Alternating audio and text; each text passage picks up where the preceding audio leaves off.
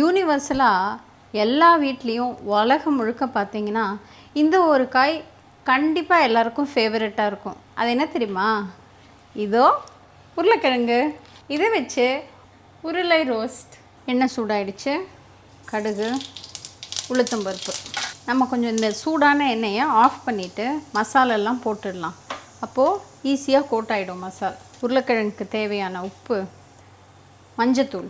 நான் ஒரு 1/2 கிலோ கிழங்கு எடுத்திருக்கேன். அதுக்கு ஒரு 3/4 ஸ்பூன் சில்லி பவுடர், ஒரு 3/4 ஸ்பூன் சாம்பார் பவுடர், கொஞ்சமாக பெருங்காயம் தட்டிக்கலாம். இது ட்ரைப்ளை கடாய்ங்கிறதுனால ஹீட்டு நல்லாயிருக்கும்.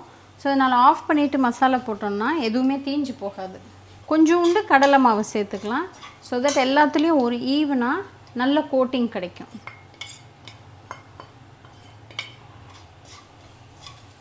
சூடான எண்ணெயில் அடுப்பு ஆஃபில் இருந்தாலும் எல்லா மசாலும் நல்லா பொரிஞ்ச ஸ்டேட்டுக்கு வந்துடுச்சு. இந்த மசாலாலாம் போட்டு பொரிஞ்சதுக்கப்புறமா திரும்ப அடுப்பை ஆன் பண்ணிவிட்டு கொஞ்சம் எண்ணெய் சூடு கம்மியாக இருக்குது. இப்போ நறுக்கி வச்ச உருளைக்கிழங்கு பீசஸை போட்டுட்டு இது எவ்வளோ பியூட்டிஃபுல்லாக கோட் ஆகுதுன்னு பாருங்கள். கொஞ்சம் பொறுமையாக எல்லா காயிலையும் படுற மாதிரி கோட் பண்ணி வச்சிட்டோன்னா இதை லோ ஃப்ளேமில் ஒரு 5 to 10 மினிட்ஸ் விட்டோன்னா சூப்பராக ரோஸ்ட் ஆகிடும். பாக்கி உருளைக்கிழங்கெல்லாம் போட்டு உருளைக்கிழங்கு ஃபினிஷ் பண்ணிவிட்டு காட்டுறேன்.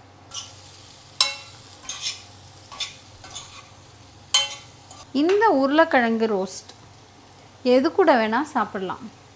சாம்பார் சாதம், தயிர் சாதம், கீரை எல்லாத்துக்கூடையும் அட்டகாசமாக இருக்கும். வெறும் பருப்பு டால் வச்சு இதை சாப்பிடுங்களேன். சிம்பிளாக இருக்கும் மீல், ஆனால் ரொம்ப கம்ஃபர்டிங்காக இருக்கும். நடுவில் நீங்கள் இருக்கீங்கன்னு சொல்லுங்கள். இல்லாட்டி வாடி போகிற மாதிரி பூவெல்லாம் தீஞ்சு போயிடும். ஒரு 10 நிமிஷம் ஆயிடுச்சு. வந்து பாருங்கள். எல்லா பொட்டேட்டோலையும் நீட்டாக அந்த மசாலா எல்லாம் ஈவனாக கோட் ஆகிருக்கு. நல்ல ரோஸ்ட்டும் ஆயிடுச்சு. இப்போ இந்த ஸ்டேஜில் ஆஃப் பண்ணிடலாம். இப்போ டேஸ்ட் பண்ணிடலாம். எனி ரைஸ் இதை தொட்டு சாப்பிட்டா ரொம்ப சூப்பராக இருக்கும்.